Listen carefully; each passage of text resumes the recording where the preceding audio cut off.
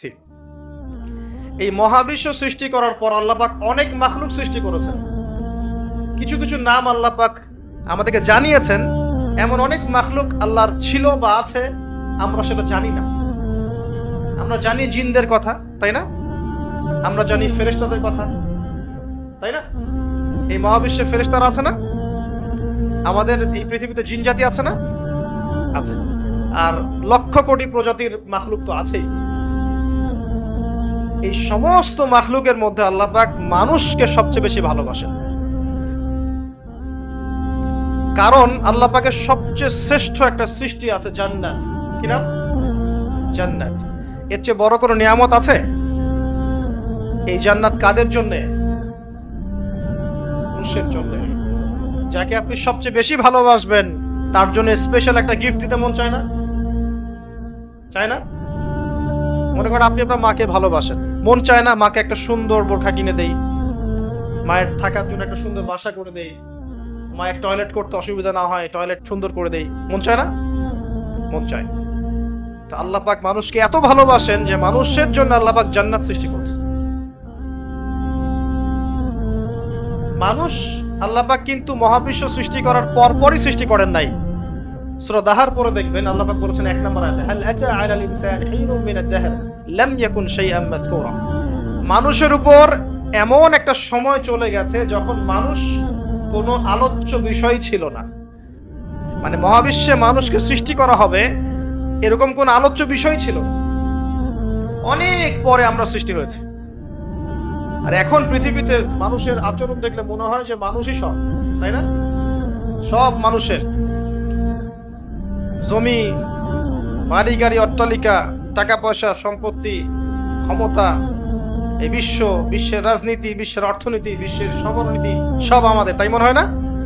এখন মানুষের ভাব দেখলে মনে হয় যে মানুষ পৃথিবী ধ্বংস হওয়ার পরে মঙ্গলে গিয়ে থাকবে, মঙ্গল ধ্বংস হওয়ার পরে শনিতে গিয়ে থাকবে, তারপর অন্য গ্রহে, তারপর অন্য গ্রহে। এখন মানুষ বলে যে শুক্র গ্রহ আমার, মানুষ বলেছে শুক্র গ্রহ আমার। কয়দিন আগে একটা দেশ দাবি করেছে শুক্র গ্রহটা আমাদের, আরেকটা দেশ তার বিপক্ষে দাবি করেছে না ওইটা আমাদের। তো মানুষের আচরণ এখন এমন। মানুষ যে পৃথিবীতে বাস করছে এই পৃথিবী তো মানুষের না, তা মানুষের। মানুষ এসেছে এখানে কোত্থেকে? জান্নাত থেকে, আসে নাই? আমরা কি পৃথিবীর বাসিন্দা ছিলাম? আমরা জান্নাতে ছিলাম। আমাদের পিতামাতা কোথায় ছিলেন? জান্নাতে। আর আমাদের আত্মাগুলো কোথায় ছিল? রুহের জগতে। এই পৃথিবীতে তো আমি এসেছি অনেক পরে, আর এখন মনে হয় সব কিছুর মালিক আমি একাই। এটা ফেরাউনি আচরণ। কিরকম আচরণ? ফেরাউনি আচরণ। আনা রব্বুকুমুল আ'লা, আমি তোমাদের মহান রব। মানুষের ভাবসাব দেখলে এখন এরকম। আল্লাহর বিধানের 5 পয়সা পরোয়া করবে না। দেখাবো আপনাকে, কানের মধ্যে দিনে 5 বার আসছে হাইয়া আলাস সালাহ, হাইয়া আলাস সালাহ, নামাজ পড়বে না। একটু মূল্যায়ন করলো না আল্লাহ পাকের হুকুমে। যাকাত ফরজ হয়ে গেছে, 10 বছর 20 বছর হয়ে যাচ্ছে, যাকাত ফরজ হয়ে গেছে, যাকাত দেয় না। মানুষ পরোয়া করে আল্লাহ? আল্লাহ বলছেন জেনার ধারের কাছেও যেও না। ও বলবে না এটা কাছে আসার গল্প। মানুষ আল্লাহ বলবেন সুদ খেও না, ইত্তাকুল্লাহ ওয়া যারু মা বাকিয়া মিনার রিবা, সুদের অবশিষ্ট অংশ সব ছেড়ে দাও। ওয়া ইল্লাম তাফআলু, যদি না ছাড়ো ফাযানু বিহারবিন মিনাল্লাহি ওয়া রাসূলিহি, আল্লাহ এবং তার রাসূলের সাথে যুদ্ধের ঘোষণা শুনে রাখো। মানুষ বলবে সুদেই অগ্রগতি, সুদেই প্রগতি। এটাই চলছে। মানুষ বলবে যে আল্লাহ বলছেন ওয়ামান লাম ইয়াহকুম বিমা আনজালাল্লাহ ফাউলাইকা হুমুল কাফিরুন, আর এক আয়াতে আছে ফাসিকুন, আর এক আয়াতে আছে জালিমুন। মানুষ বলবে না আমি যেটা লস দিব সেটাই লস, এর বাইরে কিছু না। তা আমরা সত্যি আল্লাহকে পরোয়া করি?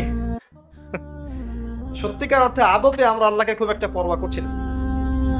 আল্লাহকে পরোয়া করার অর্থ হচ্ছে আল্লাহর হুকুম আহকাম মেনে চলা। যদি আমি আল্লাহর হুকুম আহকাম গুলো মেনে চলি তবেই প্রমাণ হবে হ্যাঁ আমি আল্লাহকে পরোয়া করছি। আসেন, মানুষকে আল্লাহ পাক সৃষ্টি করেছেন অনেক পরে। সৃষ্টি করার ঘটনাটা আল্লাহ পাক সূরা সদের মধ্যে একটু সুন্দর করে বলেছেন, মানে অন্যান্য ঘটনার চাইতে আরো বেশি সুন্দর করে।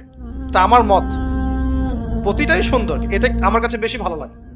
কারণ এখানে আল্লাহ আরেকটা শব্দ বলেছেন যেটা অন্য জায়গায় বলেন নাই। অনেক জায়গায় কোরআনে আছে মানুষকে কিভাবে সৃষ্টি করা হয়েছে, কিন্তু এই সূরার মধ্যে, সূরা সদের মধ্যে একটু ব্যতিক্রম আছে, আরেকটু ভালোবাসা। আল্লাহ পাক বলছেন যে ইয়া ইবলিস, হে ইবলিস, মা মানাআকা আন তাসজুদ লিমা খালাকতু বিয়াদাই। হে ইবলিস, তোমাকে কিসে বারণ করলো তাকে সিজদা করতে যাকে আমি আমার হাত দিয়ে সৃষ্টি করেছি? কথা বোঝেন না আমার? হে ইবলিস, কিসে তোমাকে বারণ করলো, কিসে তোমাকে নিষেধ করলো? কেন তুমি সিজদা করলা না আদমকে?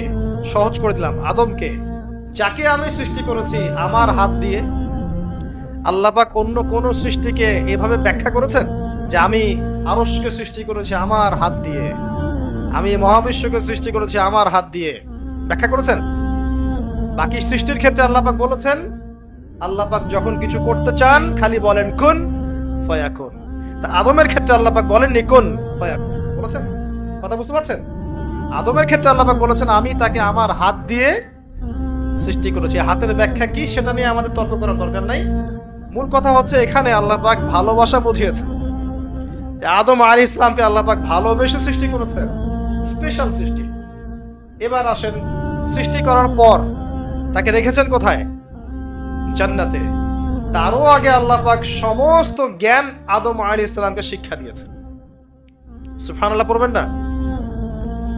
মানুষ সম্মানিত কি কারণে? শারীরিক গঠনের কারণে? জ্ঞানের কারণে। আপনি যাকে ভালোবাসেন বেশি তাকে আপনি সব শেখাতে চাইবেন না? তাকে আপনি সব দিতে চাইবেন না? যে আমার সব তোমার জন্য, আমি তোমাকে ভালোবাসি, বলেন না? বলেন, কারে কারে বলছেন জীবনে? আলহামদুলিল্লাহ, আলহামদুলিল্লাহ, শুকরিয়া। এই কথাটা আল্লাহ পাক সূরা বাকারায় বলেছেন, ওয়াল্লামা আদামাল আসমাআ কুল্লাহা, আমি আদমকে সমস্ত বিষয়ের নাম শিক্ষা দিয়েছি। সুবহানাল্লাহ। এমন শিক্ষা দিয়েছেন যে শিক্ষা আল্লাহ পাক ফেরেশতাদেরকেও দেননি। কারণ তিনি আদম আলাইহিস সালামকে উপস্থাপন করলেন এবং বললেন যে আম্বিউহুম বিআসমাইহিম, এই নামগুলো তুমি বলে দাও। ফেরেশতারা কিন্তু বলতে পারলো না। আদম আলাইহিস সালাম বললেন ফালাম্মা আম্বাহুম বিআসমাইহিম ক্বালা আলাম আকুল লাকুম ইন্নী আ'লামু গায়বাস সামাওয়াতি ওয়াল আরদ। আল্লাহ পাক প্রথমে ফেরেশতাদেরকে বললেন নামগুলো বলে দাও। ফেরেশতারা বলল লা ইলমা লানা ইল্লা মা 'আল্লামতানা, আপনি যতটুকু শিখিয়েছেন এর বাইরে আমরা জানি না। কিন্তু আদমকে বললেন আলাইহিস সালাম তুমি নামগুলো বলে দাও, তিনি সমস্ত নাম বলে দিলেন। সুবহানাল্লাহ।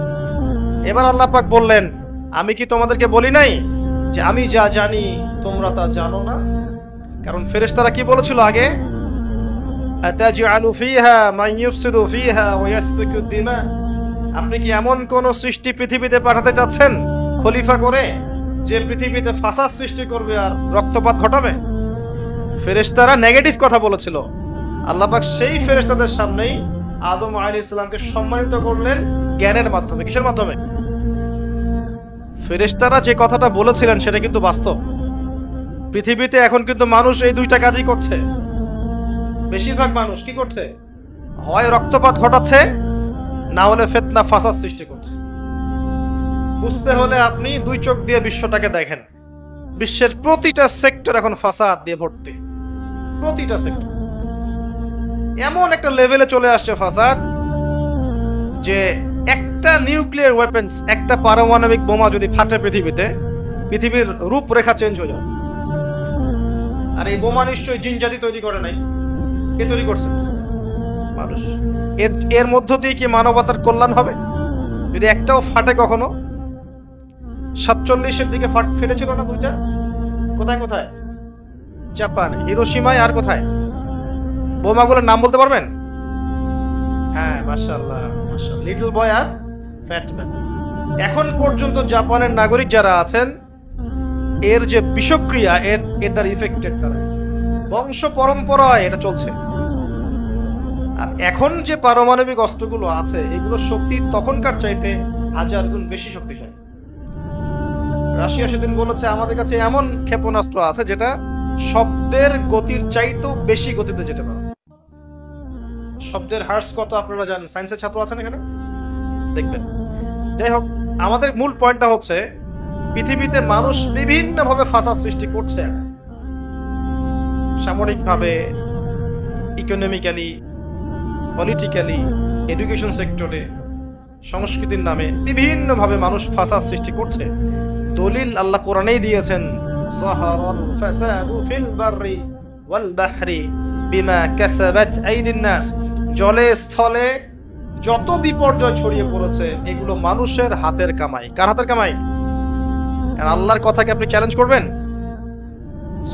এটা সূরা রুমের মধ্যে আছে, পড়ে দেখেন।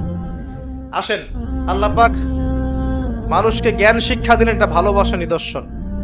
শুধু তাই না, এবার আল্লাহ পাক সমস্ত ফেরেশতাদের সামনে উপস্থাপন করে আল্লাহ পাক বলছেন যে ওয়াইজ কুলনা লিল মালাইকাতি ইসজুদু লিআদম, হে ফেরেশতারা তোমরা আদমকে এখন সেজদা করো। কি করো? সেজদা করো। আপনি যাকে ভালোবাসবেন নিঃসন্দেহে আপনি চাইবেন তাকে বড় বাড়ুক, তাকে আমি বড় করি, সবাই তাকে ভালো বলুক, আপনি চাইবেন। আল্লাহ পাক আদম আলাইহিস সালামকে ভালোবাসলেন। দেখেন, ফেরেশতা মণ্ডলীকে বললেন সেজদা করো, ফাসাজাদু, সবাই সেজদা করলো, ইল্লা ইবলিস, ইবলিস সেজদা করলো না। সে কি বলল? খালাকতানি মিন নার ওয়া খালাকতাহু মিন তিন, আল্লাহ আপনি আমাকে সৃষ্টি করেছেন কি দিয়ে? আগুন দিয়ে, আর আদমকে সৃষ্টি করেছেন কাদা মাটি দিয়ে, আমি কেন তাকে সেজদা করতে যাব? আবা ওয়াস্তাকবারা, সে উদ্ধত আচরণ করলো, অহংকারী হলো, এবং এই একটা কারণেই আল্লাহ পাক তাকে চিরস্থায়ী লানত করলেন, চিরস্থায়ী জাহান্নামী ঘোষণা করলেন। ইবলিস চ্যালেঞ্জ করলো যে আমি আদমকে এবং আদম সন্তানদেরকে বিভ্রান্ত করবই, পথভ্রষ্ট করবই, আমি ডান দিক থেকে আসবো। সূরা আরাফ পড়ে দেখেন, ডান দিক থেকে আসবো, বাম দিক থেকে আসবো, সামন থেকে আসবো, পিছন থেকে আসবো, আমি তাদেরকে পথভ্রষ্ট করেই ছাড়ব। আর আল্লাহ পাকও বলে দিলেন যারা তোকে অনুসরণ করবে আদম সন্তানদের মধ্য থেকে, ওদের সবাইকে দিয়ে আমি জাহান্নাম পূর্ণ করব না, আউযুবিল্লাহ। আরেকটা কথা বলে দেই, এখানে সূরা আরাফের 179 নম্বর আয়াতে এটাও আছে যে ওয়ালাকাদ যারানা লিজাহান্নামা কাসীরাম মিনাল জিন্নি ওয়াল ইনস, প্রচুর জিন আর মানুষকে দিয়ে আমি জাহান্নাম পূর্ণ করব। প্রচুর জিন আর মানুষকে দিয়ে আমি জাহান্নাম পূর্ণ করব। কত জিন আর কত মানুষ আমি জিনের হিসাব জানি না, মানুষেরটা জানি। প্রতি হাজারে 999 জন জাহান্নামে যাবে, বলেন নাউযুবিল্লাহ। সহিহ বুখারীতে 4 বার হাদিসটা এসেছে, প্রতি হাজারে 999 জন, মানে ম্যাক্সিমাম। এটা ম্যাথমেটিক্যালি হিসাব করার দরকার নাই, এর মানে হচ্ছে অধিকাংশ মানুষই কি করবে? জাহান্নামে যাবে। এবং এটা আমাদের উম্মতের ক্ষেত্রেও এসেছে, 73টা দল হবে, আছে না? 72 দল কোথায় যাবে? জাহান্নামে। এটা বোঝানো হচ্ছে বেশিরভাগ মানুষই কোথায় যাবে? জাহান্নামে। অপরাধ কি ছিল? অপরাধটা বলা আছে এই আয়াতে। 1 নাম্বার, লাহুম কুলুবুন লা ইয়াফকাহুনা বিহা, অপরাধ ছিল যে আল্লাহ পাক হৃদয় দিয়েছিলেন, উপলব্ধি করে নাই। কলব দিয়েছিলাম, উপলব্ধি করেনি, জাহান্নামে যাওয়ার কারণ। ওয়ালাহুম আযানুন লা ইয়াসমাউনা বিহা, কান দিয়েছিলাম, শুনেনি। ওয়ালাহুম আ'য়ুনুন লা ইউবসিরুনা বিহা, দু চোখ দিয়েছিলাম, দেখেনি। হৃদয় দিয়েছি, উপলব্ধি করে নাই, 1 নাম্বার কারণ। কান দিয়েছি, শোনে নাই। চোখ দিয়েছি, দেখে নাই। উলাইকা কাল আনআম, এরা হচ্ছে গবাদি পশুর মতো। এটা আল্লাহর কথা, আমার প্রতি রাগ করবেন না। আল্লাহ বলেছেন তারা হচ্ছে গবাদি পশুর মতো। দে আর জাস্ট লাইক ক্যাটলস, বাল হুম আদল, বরং এর চাইতেও এরা নিকৃষ্ট এবং জঘন্য। উলাইকা হুমুল গাফিলুন, এরা হচ্ছে গাফেল সম্প্রদায়। আল্লাহর আয়াতগুলো আমাদের কলিজে আঘাত লাগে না? এখন আমাদের কলবগুলো অনেক শক্ত হয়ে গেছে, মাশাআল্লাহ। সুম্মা কাসাত কুলুবুহুম, একটা আয়াত আছে না সূরা বাকারার মধ্যে, ফাহিয়া কাল হিজারাতি আও আশাদ্দু কাসওয়া, পাথরের মতো শক্ত হয়ে গেছে, বরং তার চেয়ে বেশি শক্ত হয়ে গেছে। দেখবেন আল্লাহর আয়াতগুলো যখন আপনার কলিজে আঘাত করবে না, শক্ত হয়ে যাবে, বুঝবেন আপনার কলবে 2টা জিনিসের অভাব আছে। একটা হচ্ছে আপনার কলব নিয়মিত পরকালকে স্মরণ করে না, নিয়মিত আপনার কলব মৌতকে স্মরণ করে না। 2 নাম্বার হচ্ছে আপনার কলবে কোরআনের তেলাওয়াত পৌঁছাচ্ছে না। এই দুটোই কারণ। কারণ নবী সাল্লাল্লাহু আলাইহি ওয়াসাল্লাম বলেছেন পাপ করলে কলবের মধ্যে কালো দাগ পড়ে। এভাবে পাপ করতে করতে করতে করতে কলবটা কলুষিত হয়ে যায়, দুর্গন্ধ বের হয়, কুৎসিত হয়ে যায়। যদি মানুষ তওবা করে কালিমা মুছে যায়, তওবা না করলে এটা বাড়তে থাকে। নবীজি বলছেন, আমি কি তোমাদেরকে জানিয়ে দিব কোন কাজ তোমার কলবের মরিচা দূর করবে? সাহাবীরা বললেন, অবশ্যই ইয়া রাসূলুল্লাহ। তিনি তখন এই দুইটা কাজ বলেছেন। এক নাম্বার, বেশি থেকে বেশি কোরআন তেলাওয়াত এবং মউতের স্মরণ তোমার কলবকে পরিষ্কার করে দিবে। এই দুটো কাজ আমরা করতে চাই না। এখনকার সভ্যতায় গিয়ে দেখবেন কবরস্থান সমাজের বাইরে থাকে। একটা সমাজ এর বাইরে দেখবেন কবরস্থান দূরে। আর ঢাকা হলে তো কথাই নাই, দেখবেন বনানীতে কবরস্থান, তার আশপাশে মানুষ ছুটছে আর ছুটছে জীবনে, দুনিয়া জীবিকার তাগিদে। একবার ফিরে তাকানোরও সময় নাই যে ওটা কি, জায়গাটা কি, কোন জায়গা। তো একটা সময় ছিল নবী সাল্লাল্লাহু আলাইহি ওয়াসাল্লামের যুগ থেকে শুরু করে সাহাবায়ে কেরামের যুগে কবরস্থান ছিল মসজিদের পাশে। কোথায়? এলাকার মূল যে মসজিদ এর পাশে। মানুষ 5 ওয়াক্ত নামাজে যেত, কবর দেখতো, পরকালকে স্মরণ করতো, জিয়ারত করতো, চলে আসতো। এখন দেখবেন মাসে একদিনও কেউ কবরস্থানে যায় না। তো মৌতের কথা স্মরণ হবে কিভাবে? আচ্ছা আসেন মূল জায়গায় আসি। এই দুইটা কাজ আপনার কলবের মরিচা দূর করবে। আমি এখানে ওই কারণগুলো বললাম সূরা আরাফের 179 নম্বর আয়াত থেকে, কোন কোন কারণে বেশিরভাগ মানুষ জাহান্নামে যাবে। আল্লাহ পাক আদম আলাইহিস সালামকে সৃষ্টি করার পরে যখন এভাবে ফেরেশতাদের সামনে উত্থাপন করলেন, ফেরেশতারা সিজদা করলো, ইবলিস করলো না। ইবলিস চ্যালেঞ্জ করলো। আল্লাহ পাক ঘোষণা করলেন, যারা ইবলিসের পদাঙ্ক অনুসরণ করবে তাদেরকে দিয়ে আল্লাহ পাক জাহান্নাম পূর্ণ করবেন। বলেন নাউযুবিল্লাহ। আর ইবলিস সম্পর্কে আল্লাহ পাক আমাদেরকে সতর্ক করলেন এভাবে।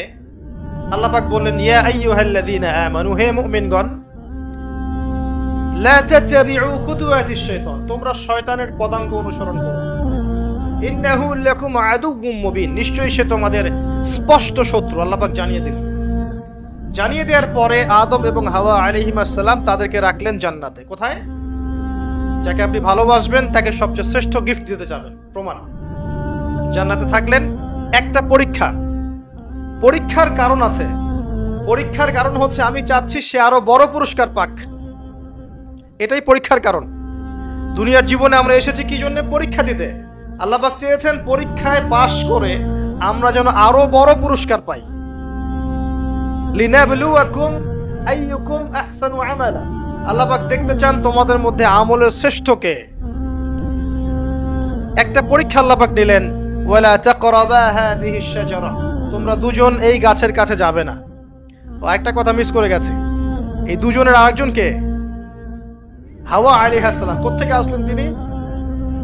আদম আলাইহিস সালামের একাকিত্ব বোধ হচ্ছিল জান্নাতে। সঙ্গিনী সবচেয়ে ইম্পর্টেন্ট জিনিস আপনাদের পৃথিবীতে, না? একজন উত্তম জীবন সঙ্গিনী খুব গুরুত্বপূর্ণ জিনিস পৃথিবীতে। সে যদি ভালো হয়, নেককার হয়, সৎ হয়, আপনি দুনিয়াতেই জান্নাতে থাকবেন ইনশাআল্লাহ। আর সে যদি বদকার হয়, দুশ্চরিত্র হয় এবং আল্লাহ এবং তার রাসূলের বিরুদ্ধাচরণ করে, আপনার আনুগত্য না করে, আপনি দুনিয়াতেই জাহান্নামের ফ্লেভার পাবেন ইনশাআল্লাহ। তো হাওয়া আলাইহিস সালামকে সৃষ্টি করা হয়েছে আদম আলাইহিস সালামের কোত্থেকে? পাঁজরের হাড় থেকে। এখানে একটা কথা মনে পড়লো, এটা বলার লোভ সামলাতে পারছি না। এই হাড়ের ব্যাপারে নবী সাল্লাল্লাহু আলাইহি ওয়াসাল্লাম একটা কথা বলেছেন। তিনি বলেছেন যে তাদেরকে মানে বুঝে নেন কাদেরকে? তাদেরকে সৃষ্টি করা হয়েছে বক্র হাড় থেকে, বাঁকা হাড় থেকে। কাদেরকে? যদি জোর খাটাতে চাও তাহলে হাড়টা পটাশ করে ভেঙে যাবে, আর যদি ওই অবস্থায় ছেড়ে দাও তাহলে সে বক্রই থেকে যাবে। তার সাথে উত্তম নসিহতের মধ্য দিয়ে জীবন পার করতে হবে, এবং এটা খুব ডিফিকাল্ট। দুনিয়াতে সবচেয়ে বড় পরীক্ষাগুলোর মধ্যে একটা এটা। বক্রহারকে নিয়ে জীবন চলা, এটা সবচেয়ে বড় পরীক্ষাগুলোর মধ্যে একটা। এখানে আল্লাহ পাক যার প্রতি রহম করবেন সে ইনশাআল্লাহ তাআলা দেখবেন দুনিয়াতেই জান্নাতের ফ্লেভার পাবে। আর দেখবেন যার ঘরে সৎ সৎ স্ত্রী নাই, বদকার স্ত্রী আছে, সেই পৃথিবীতে জাহান্নামের স্বাদ পায়। বলেন নাউজুবিল্লাহ। আমরা দোয়া করি সবার ঘরে ঘরে যেন আল্লাহ পাক নেককার সৎ স্ত্রী দান করেন। আল্লাহুম্মা। তো হাওয়া আলাইহিস সালাম এবং আদম আলাইহিস সালামকে আল্লাহ পাক রাখলেন কোথায়? জান্নাতে। আপনি ঘুম আসতেছে? আমি কিন্তু অনেক কষ্ট করে কথা বলছি। তো জান্নাতে রাখলেন, একটা পরীক্ষা, গাছের কাছে যাবে না। এই গাছের নাম কি এটা বড় কথা নয়, এই গাছের নামটা কি এটা কিন্তু বড় কথা নয়, মূল কথা হচ্ছে পরীক্ষাটা কি। গাছের কাছে যাবে না। গাছের কাছে তারা গেলেন কিভাবে? শয়তান তাদেরকে কি করলো? প্রলোভিত করলো। এক পর্যায়ে তারা আল্লাহর এই বিধানের কথাটা ভুলে গেলেন এবং সেই নিষিদ্ধ গাছের কাছে চলে গেলেন। এবার আল্লাহ রাব্বুল আলামিন এর আদেশ লঙ্ঘন করার কারণে আল্লাহ পাক নারাজ হলেন। নারাজ হওয়ার পরে আল্লাহ পাক তাদেরকে জান্নাত থেকে কি করলেন? পৃথিবীতে নামিয়ে দিলেন। নামিয়ে দেওয়ার আগে একটা ঘটনা ঘটেছে, সেটা হচ্ছে আদম আলাইহিস সালাম অপরাধ করার পরে প্রচন্ড রকমের অনুতপ্ত ছিলেন। তিনি এত অনুতপ্ত ছিলেন যে কোন ভাষায় তিনি আল্লাহর কাছে তওবা করবেন, কিভাবে আল্লাহর কাছে অনুশোচনা প্রকাশ করবেন, এই ভাষাটা পর্যন্ত তার জানা ছিল না। আল্লাহ পাক কোরআনে বলছেন ফাতালাক্কা আদামু মির রাব্বিহি কালিমাত ফাতাবা আলাইহি। আল্লাহ পাক আদম আলাইহিস সালামকে তওবার কালিমা শিখিয়ে দিলেন। সুবহানাল্লাহ। কোন কালিমা দিয়ে তুমি তওবা করলে আমি সন্তুষ্ট হব সেটা আল্লাহ শিখিয়ে দিয়েছেন। এটা কি ভালোবাসার নিদর্শন নয়? এটাও একটা ভালোবাসার নিদর্শন যে তিনি আদম আলাইহিস সালামকে ভালোবাসেন, তওবার বাক্যগুলো শিখিয়ে দিয়েছেন। বলেন সুবহানাল্লাহ। এই তওবার বাক্য কোনটা ছিল? রব্বানা যালামনা আনফুসানা ওয়া ইল্লাম তাগফির লানা ওয়া তারহামনা লানাকুনান্না মিনাল খাসিরিন। এই বাক্য আল্লাহ শিখিয়ে দিয়েছেন। সুবহানাল্লাহ। এই বাক্য দিয়ে আদম আলাইহিস সালাম তওবা করলেন, আল্লাহ পাক তওবা কবুল করলেন, কিন্তু সীমা লঙ্ঘন করার কারণে নামিয়ে দিলেন কোথায়? পৃথিবীতে। এবং পৃথিবীতে আদম আলাইহিস সালাম, হাওয়া আলাইহিস সালাম, ইবলিস তাকেও নামিয়ে দেওয়া হয়েছে। এবার পৃথিবীতে আল্লাহ পাক দিলেন একটা হায়াত, কারো 100, কারো 200, কারো 30, কারো 40, কারো 10-20, আল্লাহু আলাম, কারো 2000, 1000, 5000, এমনও হায়াত ছিল। এটা আল্লাহ জানেন ভালো। এই সময়টুকুতে আল্লাহ পাক অফুরন্ত নিয়ামত দিলেন, হায়াত দিলেন, পরিবার দিলেন, রিজিক দিলেন, বাসস্থান দিলেন, এমন প্রতিটা বস্তু যা এই জীবনে, এই দুনিয়ার জীবনে প্রয়োজন, আল্লাহ পাক সব কিছু দিলেন। এগুলো কি ভালোবাসা নিদর্শন নয়? ভালোবাসা নিদর্শন। এবং আল্লাহ পাক একটা দর্শন দিলেন, ফিলোসফি, একটা মূলনীতি। মূলনীতি শোনেন, সূরা বাকারার 38-39 নম্বর আয়াতে আছে। আল্লাহ পাক বলছেন কুল নাহবিতু মিনহা জামিআ। আমি আল্লাহ বললাম তোমরা নেমে যাও পৃথিবীতে সবাই একসাথে। ফাইম্মা ইয়াতিয়ান্নাকুম মিন্নি হুদান। তোমাদের কাছে আমার পক্ষ থেকে হেদায়েত আসবে। প্রত্যেক যুগে যুগে তোমাদের কাছে আমার পক্ষ থেকে হেদায়েত আসবে, আসমানি কিতাব আসবে, নবী রাসূল আসবেন। ফামান তাবিআ হুদায়া, যারা আমার হেদায়েতকে অনুসরণ করবে, মেনে চলবে, ফালা খাউফুন আলাইহিম ওয়ালা হুম ইয়াহজানুন, তাদের কোনো টেনশন নাই, কোনো দুশ্চিন্তা নাই। যেই জান্নাত থেকে এসেছেন সেখানে ফিরে যাবেন ইনশাআল্লাহ। শর্ত কি? আল্লাহর হেদায়েত মেনে চলতে হবে। এটা 38-39 নম্বর আয়াতে আল্লাহ পাক বলছেন ওয়াল্লাযীনা কাফারু ওয়া কাযযাবু বিআয়াতিনা, কিন্তু যারা কুফরি করবে, অস্বীকার করবে এবং আল্লাহর আয়াতকে মিথ্যা প্রতিপন্ন করবে, ফাউলাইকা আসহাবুন নার, এরাই হচ্ছে জাহান্নামের অধিবাসী। হুম ফিহা খালিদুন, এখানে তারা চিরস্থায়ী হবে। ইবলিসের সাথে। কার সাথে? ইবলিসের সাথে। এই হলো দর্শন। এরপর আপনাকে পাঠিয়ে দেয়া হলো পৃথিবীতে। এখানে আমাদেরকে দেয়া হয়েছে সবকিছু, আমাদের অন্ন, আমাদের বস্ত্র, আমাদের বাসস্থান, আমাদের শিক্ষা, আমাদের চিকিৎসা, এভরি সিঙ্গেল নেসেসারি এলিমেন্টস যা আমাদের প্রয়োজন এই পৃথিবীতে বসবাস করার জন্য আল্লাহ পাক প্রত্যেকটা দিয়েছেন। সুবহানাল্লাহ। এমনি এমনি দিয়েছেন? আরে দিয়েছেন কিন্তু কাফের, মুশরিক, মুরতাদ, মুনাফিক, মুমিন সবাইকে দিয়েছেন। কাউকে দেন নাই এমন না, আছে না? হয়তো কাউকে বেশি, কাউকে কম। আর এই যে কম বেশি, রিজিকের কম বেশিটা আল্লাহ পাক নিজে ডিল করছেন, যাতে করে সমাজের মধ্যে ব্যালেন্সটা বজায় থাকে। যদি একজন রিকশাওয়ালার চাহিদা না থাকতো কে আপনাকে ওই জায়গায় পৌঁছে দিত? কথা বুঝতে পারছেন না? একজন যিনি চুল কাটেন, তার যদি চাহিদা না থাকতো, কে আপনার চুল কাটতো? একজন পোশাক নির্মাতা, তার চাহিদা না থাকলে কে আপনার পোশাক নির্মাণ করতো? একজন চিকিৎসক, তার ওই জায়গায় মেধা এবং চাহিদা না থাকলে কে আপনার চিকিৎসা করতো? আল্লাহ পাক এই বৈচিত্র্যের মধ্য দিয়ে এই সমাজের মধ্যে, দুনিয়ার মধ্যে একটা ব্যালেন্স বজায় রেখেছেন। আমরা যদি সবাইকে হাতের 5টা আঙ্গুল সমান করতে চাই, এটা হবে একটা আত্মঘাতী সিদ্ধান্ত। 5 আঙ্গুলের মধ্যে পার্থক্য থাকবে, এটাই হচ্ছে হাতের সৌন্দর্য। সব যদি এক সমান হতো, হাত সুন্দর হতো না। আচ্ছা, এবার আসেন ভালোবাসায় চলে আসে। ওই যে 1 ভাগ ভালোবাসা, এবার আপনি পৃথিবীতে আছেন, পৃথিবীতে আল্লাহ পাক আপনাকে বলেছেন যে আমি তোমাকে ভালোবাসি হে আদম সন্তান, আর এটা আমার হক যে তুমিও আমাকে ভালোবাসবে। এটা কিন্তু হাদিসে এসেছে। আল্লাহ পাক বলেছেন, হে আদম সন্তান, আমি তোমাকে ভালোবাসি আর এটা আমার হক যে তুমিও আমাকে ভালোবাসবে। এই পৃথিবীতে আমাদের ভালোবাসার কেন্দ্র কে হবেন? সমস্ত কিছু ভালোবাসার ঊর্ধ্বে কার স্থান হবে? আর আল্লাহ বলেছেন, যদি তোমরা আমাকে সত্যিকার অর্থেই ভালোবাসো, কুল ইন কুনতুম তুহিব্বুনাল্লাহ ফাত্তাবিউনি, যদি তোমরা সত্যিকার অর্থেই আল্লাহকে ভালোবাসো, আল্লাহর ভালোবাসা পেতে চাও, তাহলে একটা কাজ করো। কি করো? ফাত্তাবিউনি, কার অনুসরণ করো? মুহাম্মদুর রাসূলুল্লাহ সাল্লাল্লাহু আলাইহি ওয়াসাল্লাম। আপনি আর আমি আমাদের জীবনের প্রতিটা কাজ যদি মুহাম্মদ সাল্লাল্লাহু আলাইহি ওয়াসাল্লামের তরিকা মতো করি, আপনি প্রমাণ করে দিবেন, হে আল্লাহ, আমি তোমাকে ভালোবাসি, এবং আপনিও আল্লাহর ভালোবাসা পাবেন ইনশাআল্লাহ। শুধু তাই নয়, শুধু ভালোবাসাই নয়, ওয়া ইয়াগফির লাকুম যুনুবাকুম, তোমাদের সমস্ত পাপ মাফ করে দিব ইনশাআল্লাহ। আল্লাহু গফুর রহিম, আল্লাহ পাক হচ্ছেন পরম করুণাময়, অসীম দয়ালু। এখন নবী সাল্লাল্লাহু আলাইহি ওয়াসাল্লামকে অনুসরণ কিভাবে করবেন? ঘুমাবেন কার মতো? রাসূলের মতো। উঠবেন কার মতো করে? ওযু করবেন কার মতো? বাথরুমে যাবেন কার মতো? বের হবেন কার মতো? নামাজ পড়বেন কার মতো করে? তিলাওয়াত করবেন কার মতো? জিকির করবেন কার তরিকায়? ব্যবসা করবেন কার তরিকায়? চাকরি বাকরি কার তরিকায় করবেন? বিভিন্ন সেক্টরে দায়িত্ব কার মতো করে পালন করবেন? একজনই আপনার উসওয়াতুল হাসানা, লাকাদ কানা লাকুম ফি রাসূলিল্লাহি উসওয়াতুল হাসানা। একজনকে আল্লাহ পাক রোল মডেল করেছেন। একজনকে কি করেছেন?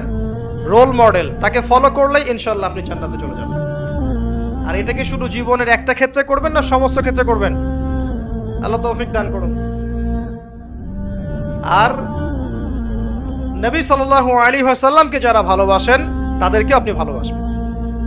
নবী সাল্লাল্লাহু আলাইহি ওয়াসাল্লামকে যারা ভালোবাসেন, তাদেরকে আপনি ভালোবাসবেন। যারা নবীকে ভালোবাসে না, তাকে কি ভালোবাসবেন? ভালোবাসার মানদণ্ড কি হবে? আল্লাহর জন্য ভালোবাসবো, আল্লাহর জন্যই ঘৃণা করব। এটা আল্লাহর জন্য কাছে আসা, আল্লাহর জন্যই দূরে যাওয়া।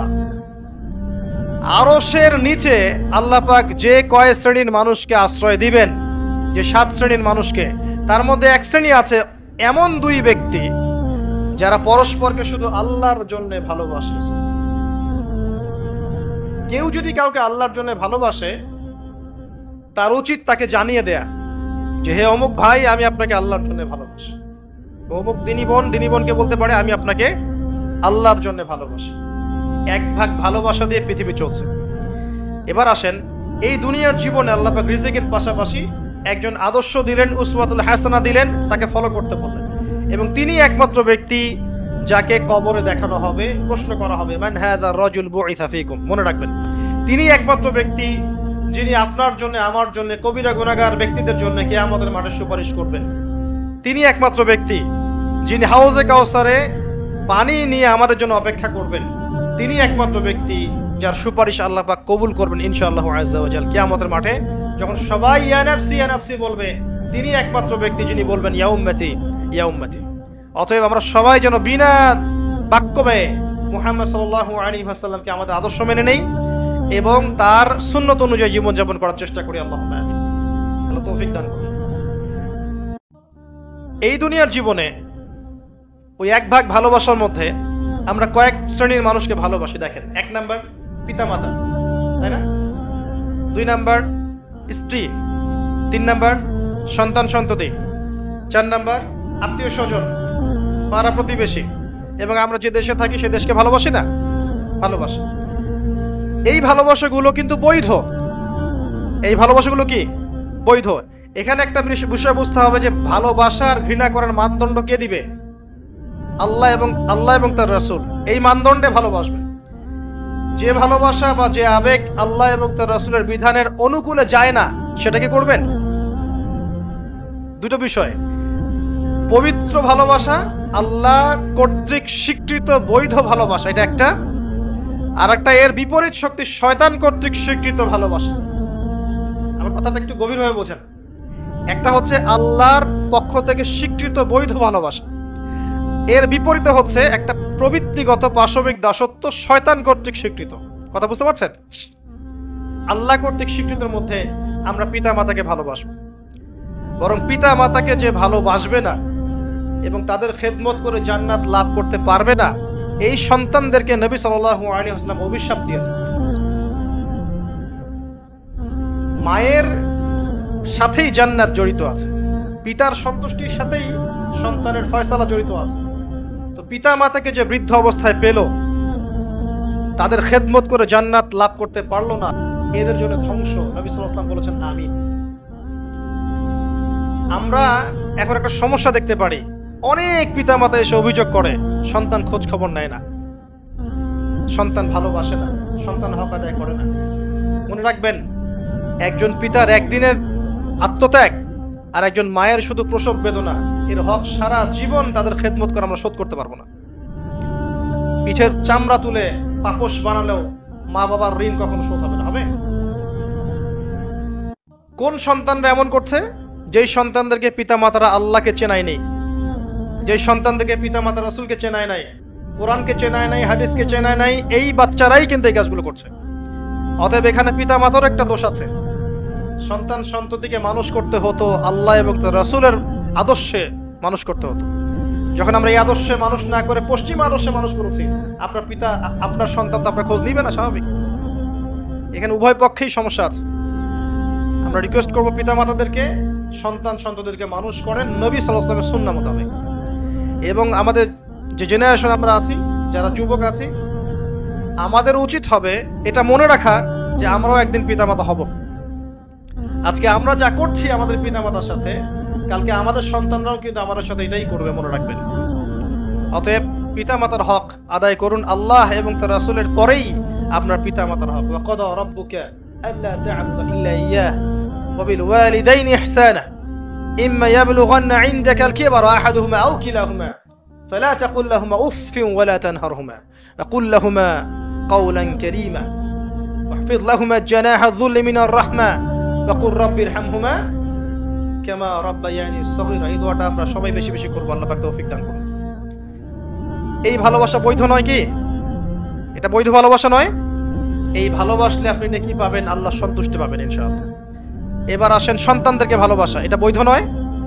সন্তানদেরকে যদি এই উদ্দেশ্যে ভালোবাসি যে এই সন্তানরা বড় হয়ে আল্লাহর পথের দায়ী হবে, আলেম হবে, দ্বীনের খেদমত করবে, মানুষের কল্যাণ করবে, সুনাগরিক হবে, ভালো মানুষ হবে, এই সন্তান আমার জন্য সদকায়ে জারিয়ার মাধ্যম হবে না?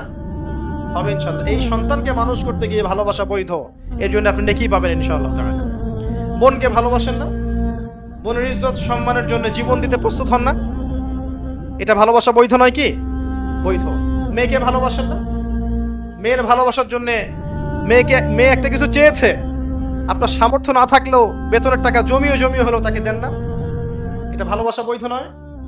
নবী সাল্লাল্লাহু আলাইহি ওয়াসাল্লাম তার মেয়ে ফাতিমা রাদিয়াল্লাহু আনহাকে ভালোবাসতেন না?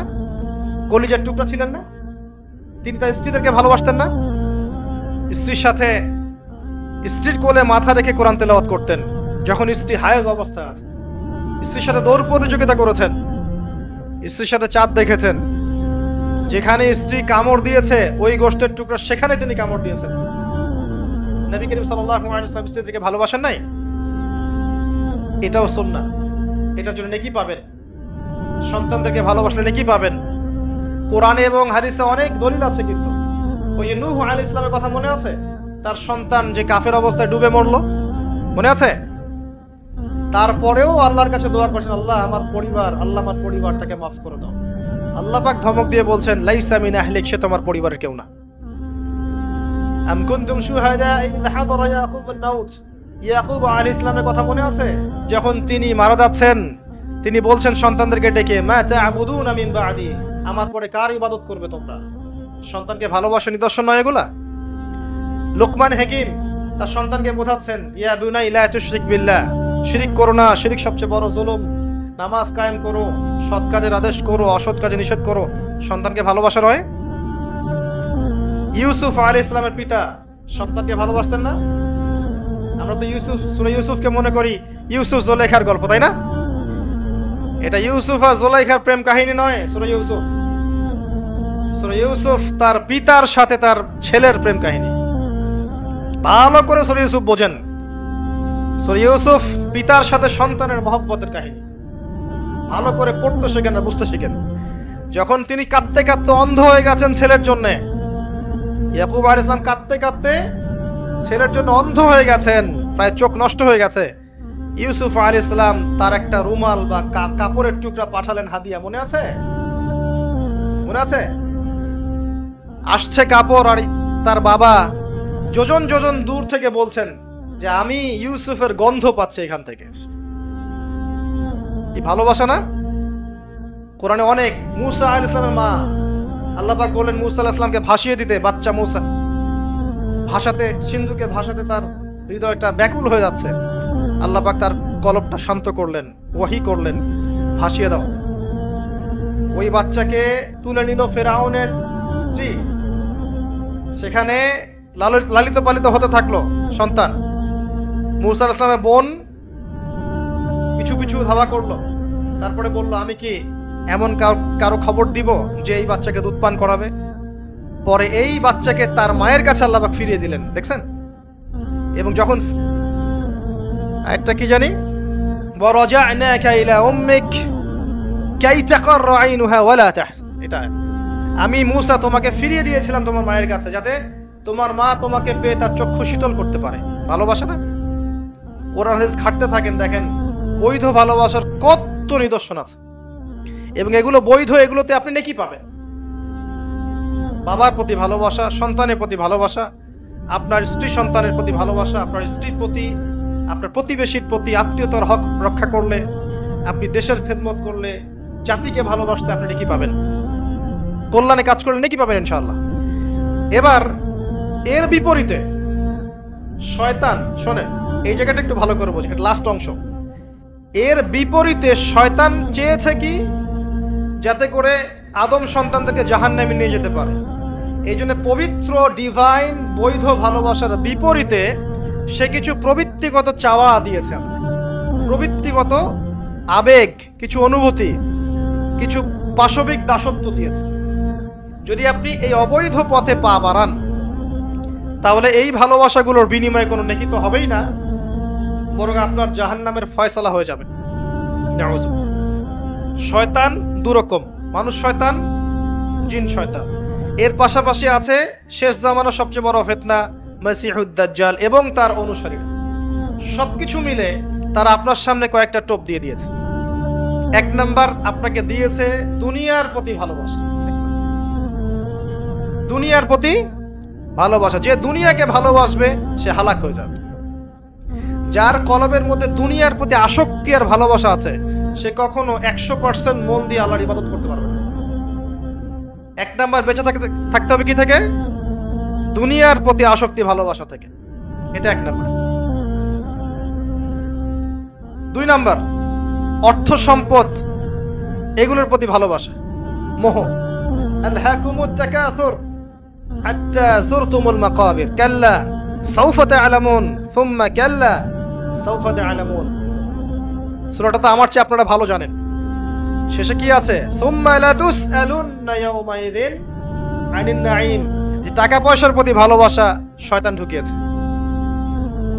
আরো ঢুকিয়েছে শয়তান মাদকের প্রতি ভালোবাসা, মাদকের প্রতি আসক্তি, ভালো লাগে মাদক খেতে, এটা ভালোবাসা কাজ করে। ঢুকিয়েছে মিউজিকের প্রতি ভালোবাসা, হারাম মিউজিকের প্রতি ভালোবাসা, ভালো লাগে, মন নাকি শান্ত হয়।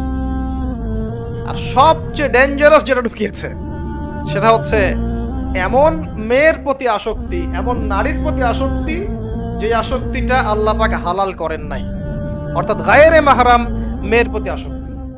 এটা এক নাম্বার। কারণ আল্লাহ পাক সূরা আলে ইমরানে বলেছেন যুয়িনা লিন-নাস হুব্বুশ শাহাওয়াতি মিনান নিসা, যে কয়টা বিষয়ের প্রতি মানুষের আসক্তি থাকে তার প্রথমটা হচ্ছে নিসা বা মহিলা, পরে অন্যান্য টাকা পয়সা, ধন দৌলত, সোনা চাঁদি এগুলো পরে। আর এটাকে শয়তান সবচেয়ে বড় অস্ত্র হিসাবে ইউজ করছে। মনে করে দেখেন, যত বড় বড় সম্প্রদায় ছিল এদের প্রধান প্রধান ফিতনাগুলো ছিল নারী কেন্দ্রিক। এমনকি নবীজি বলেছেন বনু ইসরাইলের মধ্যে প্রথম ফিতনা হয়েছে কি কেন্দ্রিক? নারী কেন্দ্রিক। আর আমি আমার উম্মতের মধ্যে নারীর চেয়ে বড় কোনো ভয়ঙ্কর ফিতনা ছেড়ে যাচ্ছি না। শয়তান এই কয়েকটা ফিতনা, টাকা পয়সা, ভোগবিলাস, বাড়ি গাড়ি, ব্যাংক ব্যালেন্স, স্ট্যাটাস, ক্ষমতার ভালোবাসা, আপনার মাদকের ভালোবাসা, গান বাজনার প্রতি ভালোবাসা, অশ্লীলতা, বেহায়াপনা, জেনা, হারাম রিলেশনশিপ, এগুলোর প্রতি শয়তান আসক্তি সৃষ্টি করেছে। এটা হচ্ছে ভালোবাসা নয়, এটা হচ্ছে পাশবিক প্রবৃত্তিগত একটা দাসত্ব। আমার কথা কি বোঝা যায়? ল্যাঙ্গুয়েজ একটু ডিফিকাল্ট মনে হয়। এটা কিন্তু বৈধ ভালোবাসা নয়, যে ভালোবাসলে আপনি নেকি পাচ্ছেন। দুনিয়ার প্রতি আসক্তি থাকলে নেকি পাবেন, পিতা মাতাকে ভালোবাসলে নেকি পাবেন। টাকা পয়সা, ব্যাংক ব্যালেন্স, বাড়ি গাড়ির প্রতি আসক্তি, মোহ থাকলে নেকি পাবেন, ফিতনায় পড়ে যাবেন। কিন্তু আপনি সন্তানকে ভালোবাসলে নেকি পাবেন। একটা হারাম মেয়েকে ভালোবাসলে নেকি পাবেন, আপনি স্ত্রীকে ভালোবাসলে নেকি পাবেন। স্ত্রীর মুখে ভাত তুলে দিলে নেকি পাবেন, স্ত্রীর মুখে খাবার তুলে দিলে নেকি পাবেন, তার দিকে তাকালে আপনি নেকি পাবেন, তাকে আদর করলে নেকি পাবেন, তার সাথে অন্তরঙ্গ সময় কাটালে আপনি নেকি পাবেন। আপনি মাদক, এই যে গান বাজনা, পর্নোগ্রাফি, মানে ক্ষমতার দাপট, এই বিষয়গুলোকে ভালোবাসলে নেকি পাবেন, নাকি মায়ের সেবা করলে নেকি পাবেন? বৈধ ভালোবাসা, অবৈধ আসক্তি।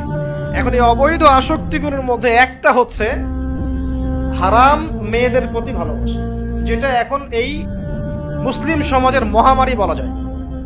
অন্য পয়েন্টসগুলো আজকে আমি বলার সময় পাচ্ছি না, এগুলো নিয়ে অনেকদিন বলেওছি, ইনশাল্লাহ আগামীতে বলবো। দুনিয়া, মাদক, অন্যান্য বিষয়গুলো পরে টাচ করবো ইনশাল্লাহ। আজকে যে বিষয়টা নিয়ে কথা বলার বেশি দরকার, যেহেতু আগামীতে একটা সময় আসছে যখন এই বিষয়টাকে নিয়ে মানুষ বেশি পাপে লিপ্ত হবে, এই জন্য বলছি। এটা হচ্ছে হারাম ভালোবাসা, আল্লাহ পাক বৈধ করেন। এমনকি কথা বলার সময় আল্লাহ পাক বলেছেন একজন গায়রে মাহরাম মেয়ে যেন পর্দার আড়াল থেকে কথা বলে, কিছু চাইতে হলে যেন পর্দার আড়াল থেকে চায় এবং